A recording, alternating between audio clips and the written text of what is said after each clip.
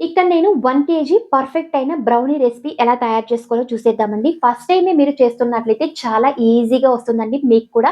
అది కాకుండా ఫజ్జీగా అండ్ సాఫ్ట్‌గా తయారు చేసుకోవచ్చు. ఈ మెథడ్‌లో తప్పకుండా ట్రై చేయండి. ఇక్కడ నేను 1 కేజీ బ్రౌనీ రెసిపీ ఎలా తయారు చేసుకోవాలో చూసేద్దాం. అది కూడా క్రింకిల్ టాప్ మరియు డ్రై ఫ్రూట్స్ బ్రౌనీ రెసిపీ అండి. ఇక్కడ నేను స్క్వేర్ టైప్ ఉన్న 7 ఇంచ్ ఉన్న టిన్ తీసుకొని పేపర్ అయితే యాడ్ చేసి ఆయిల్ అప్లై చేసి పక్కన పెట్టానండి.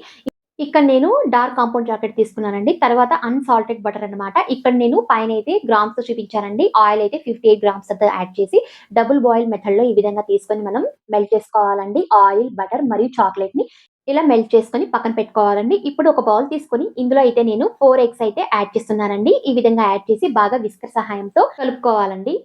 కలిపిన తర్వాత ఇందులో పౌడర్ షుగర్ మరియు బ్రౌన్ షుగర్, కొద్దిగా 1 టేబుల్ స్పూన్ వెనిల్లా ఎసెన్స్ అయితే యాడ్ చేసి, ఈ విధంగా విస్కర్ సహాయంతో బాగా కలుపుకుంటున్నాను. బ్రౌన్ షుగర్ యూజ్ చేయడం వల్ల చాలా టేస్టీగా వస్తుందండి బ్రౌనీస్ అనేది. ఈ విధంగా బాగా కలిపిన తర్వాత మనం ముందుగా మెల్ట్ చేసుకున్న ఆయిల్, బటర్ మరియు డార్క్ కాంపౌండ్ చాక్లేట్‌ని ఈ విధంగా మెల్ట్ చేసుకున్న దాన్ని కలుపుకోవాలి. ఈ విధంగా కలిపిన తర్వాత ఇప్పుడు డ్రై ఐటెమ్స్ అయితే యాడ్ చేసుకోవాలండి. ఇక్కడ నేను మైదా అయితే 142 గ్రామ్స్ అయితే యాడ్ చేస్తున్నాను. కోకో పౌడర్ 22 గ్రామ్స్, చాక్లేట్ అండి ఈ విధంగా డార్క్ కాంపౌండ్ కొద్దిగా చిన్న చిన్న పీసెస్ కట్ చేసి కొద్దిగా మైదా కలిపి ఈ విధంగా జల్లించుకొని యాడ్ చేసుకుంటున్నాను.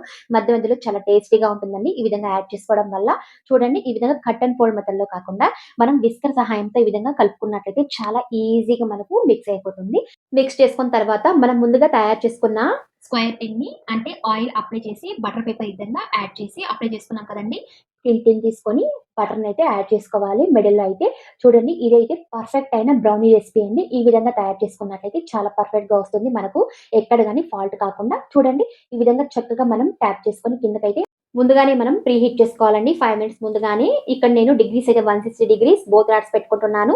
అండ్ ఫ్యాన్ మోడ్‌లో పెట్టుకుంటున్నానండి. 5 మినిట్స్ ముందుగానే ప్రీ హీట్ చేసి ఓటీజీలో అయితే ట్రే అయితే ఉంచుకుంటున్నానండి. ఈ విధంగా మిడిల్ ర్యాక్‌లో ఉంచుకున్నట్టయితే చాలా పర్ఫెక్ట్‌గా కింద మరియు పైన మనకు చాలా ఈజీగా బేక్ అవుతుంది.